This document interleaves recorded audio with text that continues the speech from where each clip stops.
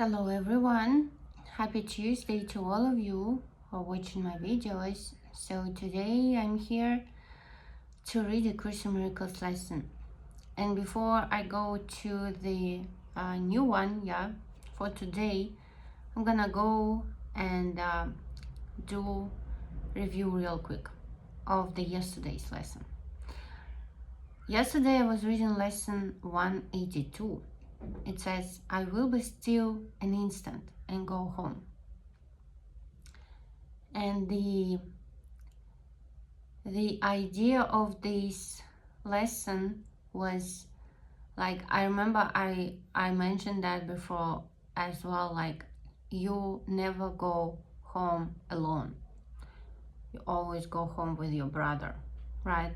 And the previous lesson was actually saying about that, right? Like, I trust my brothers who are one with me.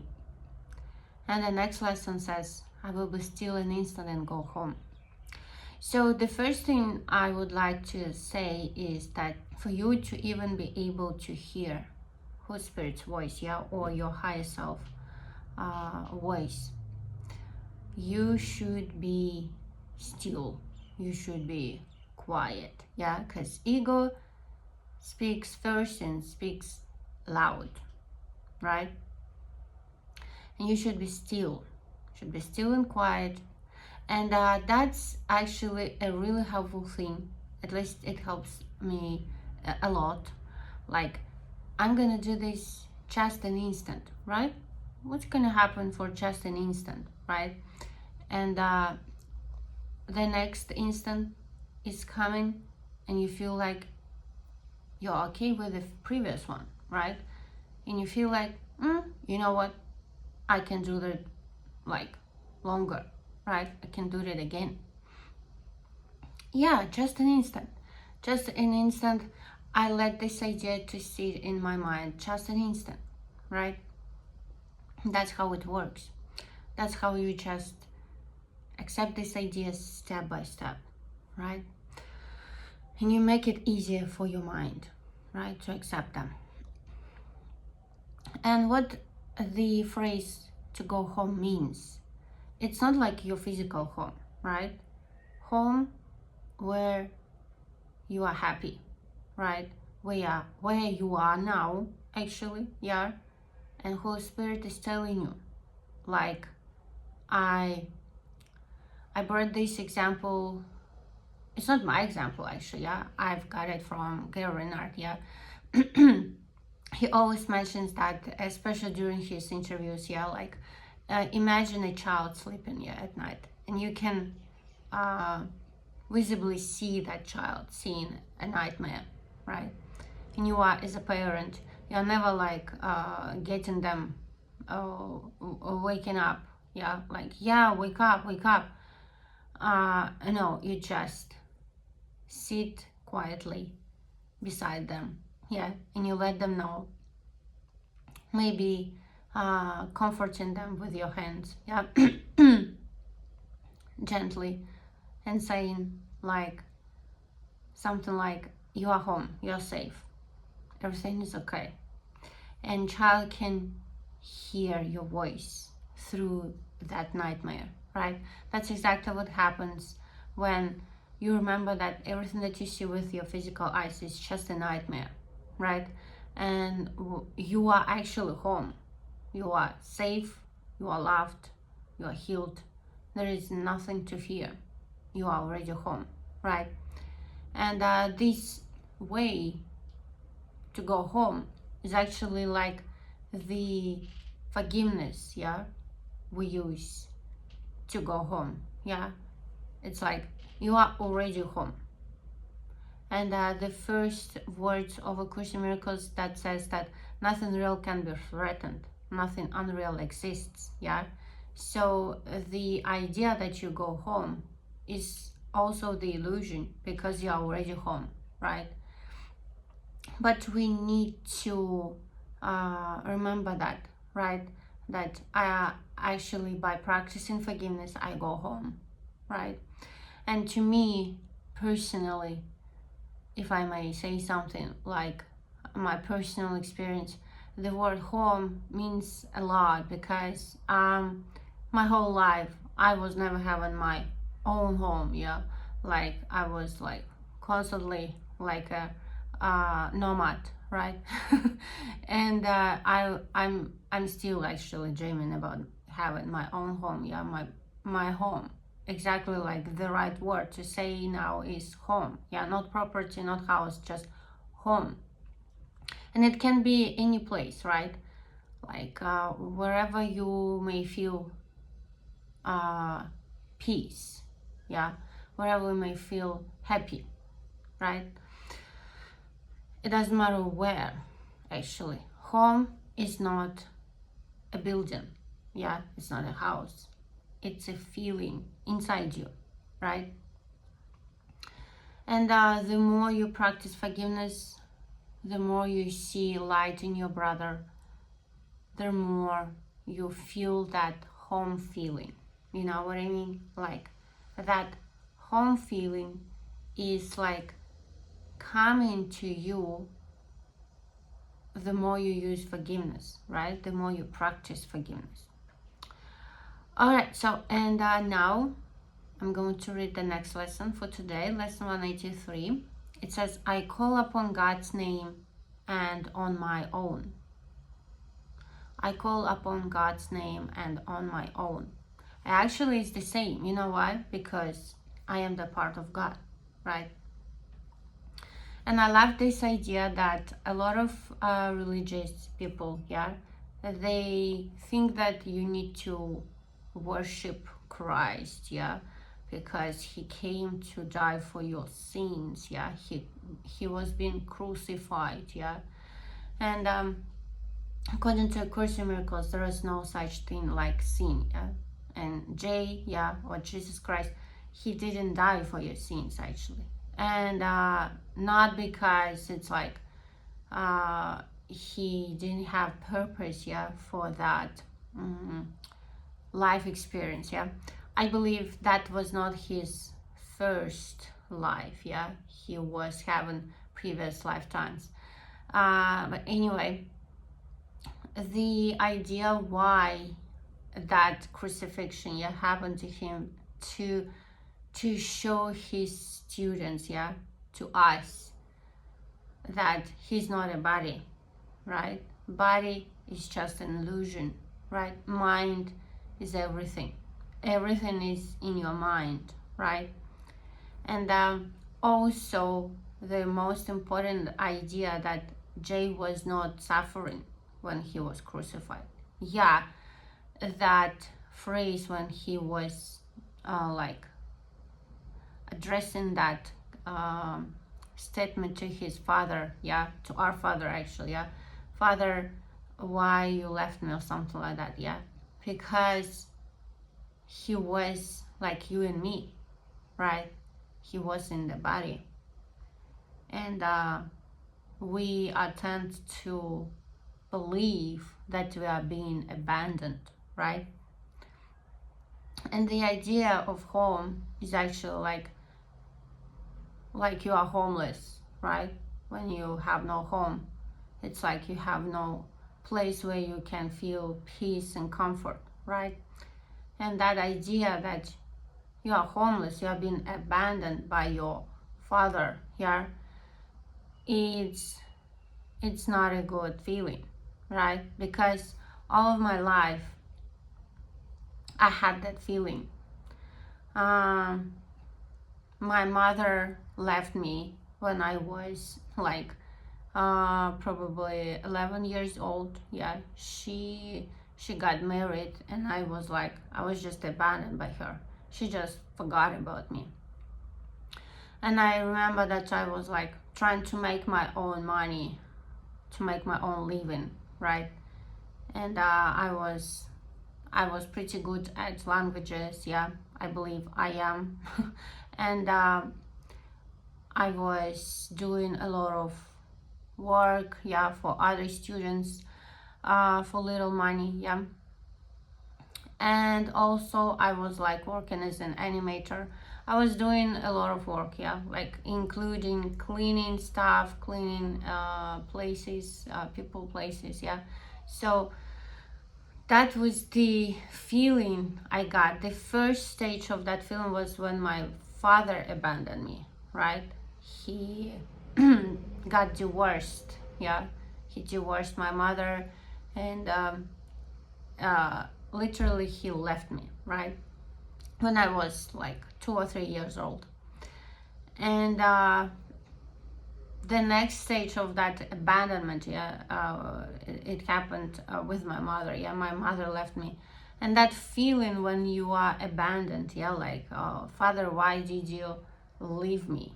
Yeah, I actually know what it feels like, what it means. So that's feeling like he was having this body experience. He, I mean Jay, yeah, when he was crucified, but got he found the way to his source, right?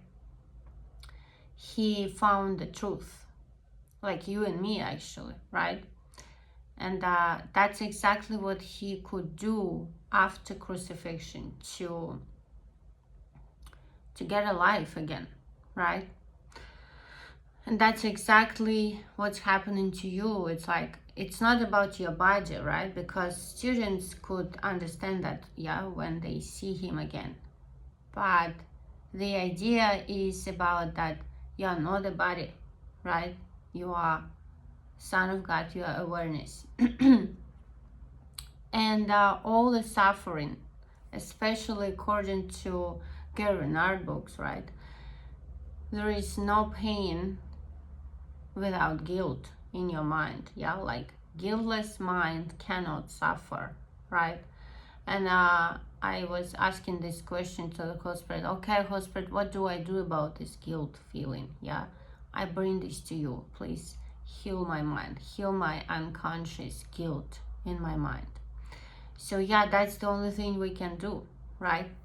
And going back to the home idea, is there is no physical home, right, that can bring you that deep feeling, yeah, when you are troubleless, yeah, when you are like a kid, yeah, like a child in your childhood, you are just happy, you're thinking about nothing, you worry about nothing, right?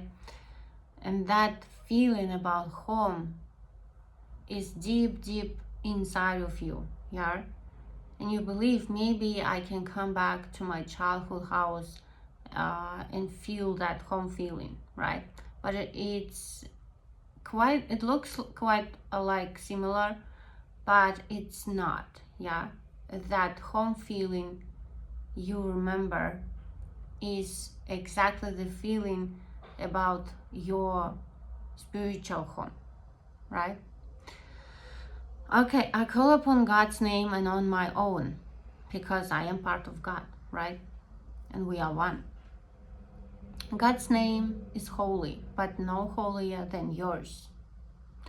To call upon his name is but to call upon your own. A father gives his son his name and thus identifies the son with him. His brothers share his name and thus are they united in a bond to which they turn for their identity.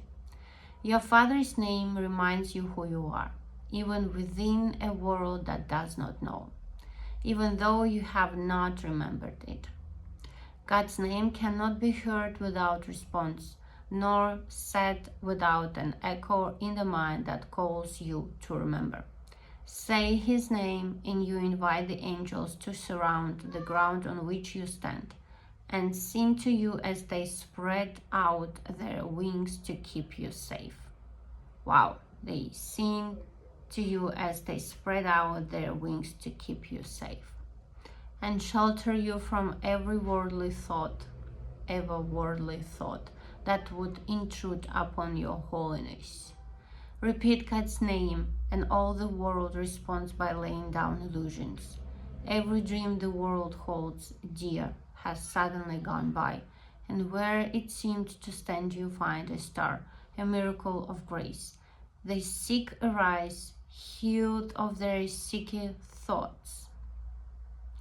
Actually, the reason why the person can be sick, yeah, is because they have sick thoughts. That's exactly the right reason, right?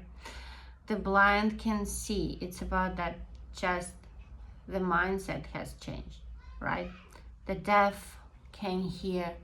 The sorrowful cast of their mourning and the tears of pain are dried as happy laughter comes to bless the world. It's like, again, it's just a result in a physical body, right? But again, the source is in your mind, right?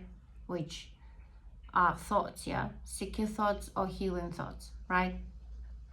Repeat the name of God, and little names have lost their meaning. No temptation but becomes a nameless and unwanted thing before God's name. Repeat his name and see how easily you will forget the names of all the gods you valued. They have lost the name of God you gave them. They become anonymous and valueless to you. Although before you let the name of God replace their little names, you stood before them worshipfully, naming them as gods.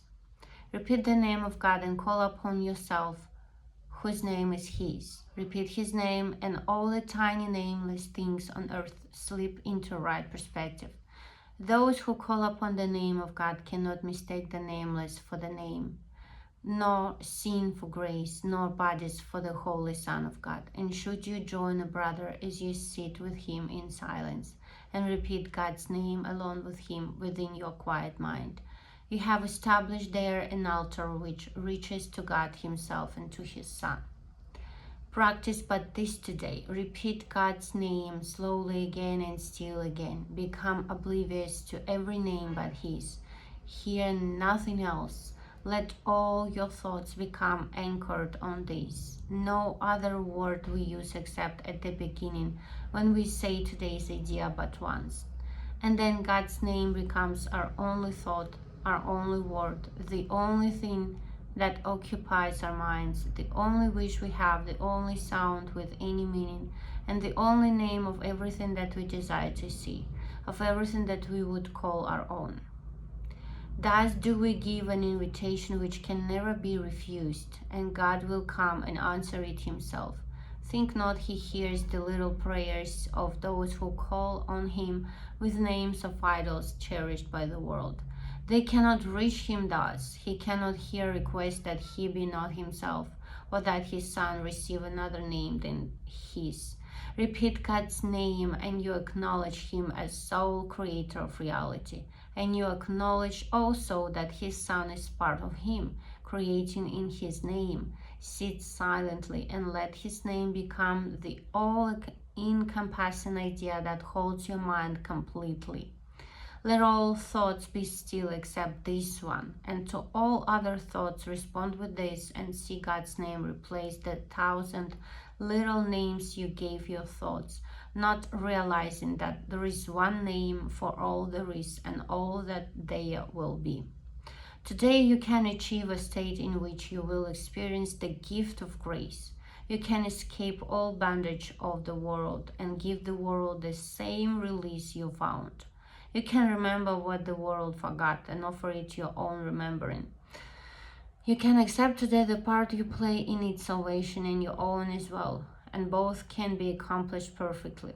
Turn to the name of God for your release, and it is given you. No prayer, but this is necessary, for it holds them all within it. Words are insignificant, and all requests are needed when God's Son calls on his Father's name.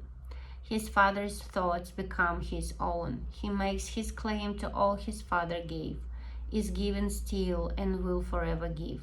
He calls on him to let all things he thought he might be nameless now.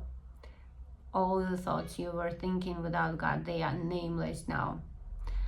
And in their place, the holy name of God becomes his judgment of their worthlessness. And only one name in your mind now, today, yeah, which is God, yeah. Can you imagine, like, your mind is an empty mansion and there is only one word in there, which is God. Yeah, all little things are silent. Little things, they are silent. Little sounds are soundless now. The little things of earth have disappeared. The universe consists of nothing but the Son of God, who calls upon his Father. And his Father's voice gives answer in his Father's holy name. In this eternal still relationship, in which communication far transcends all words and yet exceeds in depth and height wherever words could possibly convey, is peace eternal.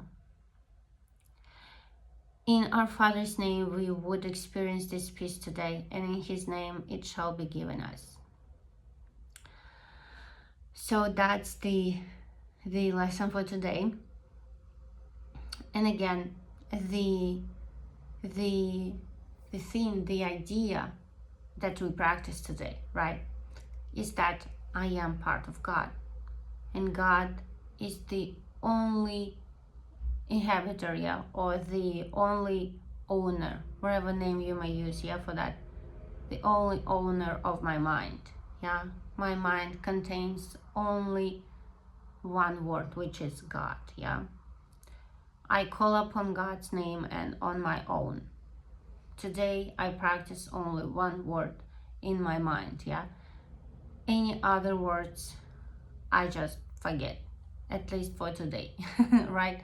So we practice today's idea that I am part of God. Yeah, and I call upon God's name in my mind today, right? And on my own. That's the idea for today. No separation, I am part of God. And when I call God, I call on my name. Can you imagine that? Every time when you pray, when you ask something, when you direct something, yeah, when you direct your probably praying or asking, yeah, or begging to God, can you imagine you're doing this to yourself because you are part of God, right? And that is why you actually, everything that you're doing this to yourself, right? You're doing this to yourself. And there is so many ideas in this lesson, because if I call upon God's name and on my own, it means there is no separation, yeah, between me and God. It means we are one, right? It means me and my brother, yeah, we are one as well, right? So we are one. Can you imagine like a ball of light, which is you and me and God, yeah? And we are a ball of light, yeah? And there is no separation. And when you ask for something, yeah, would you like reject yourself, yeah, like, no, I'm not giving this to you, yeah? If you really want it, yeah, you wouldn't probably reject that, yeah, to yourself, because you would give everything to yourself, right? But can you imagine that you already have everything? God, your Father, already gave you everything, right? He already gave you everything. That's why there is no need to manifest nothing, right? There is only one need to remember that you already have everything, right? Yeah, and of course, for sure, it's also like God and me, we are one, yeah, and there is no separation, right? That's why every time when I call upon God's name and I call on my own name, right? That's why when you do something, you do it to yourself, right? It's such a deep idea, because can you imagine every time when you talk to God, yeah, you call his name, God, I'm here, speak to me, right? And you're actually calling on your name, right? You are never separate. You were never disconnected. right? That's an interesting idea to practice, yeah, today. All right, have a great day practicing today's idea. And remember that we are one. There is no separation, yeah? You and me and God, yeah, we are one. And see you in the next one. Bye-bye.